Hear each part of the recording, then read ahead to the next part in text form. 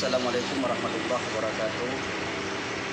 Alhamdulillah, pada kesempatan pagi yang berbahagia ini, rombongan saya atau Datuk Tulak Kampung Arongan, Kecamatan Semampang, Kabupaten Biriun, bersama pimpinan Karambabun, kami saat ini berada di IDI dalam agenda kegiatan silaturahmi bersama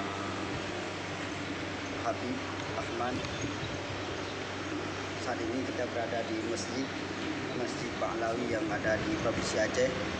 Masjid ini merupakan masjid ketiga dari bernama Pahlawi.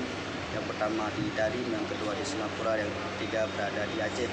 Semoga masjid ini menjadi manfaat bagi masyarakat Aceh semuanya dan menjadi masjid keberkahan. Terima kasih. Wassalamualaikum warahmatullahi wabarakatuh.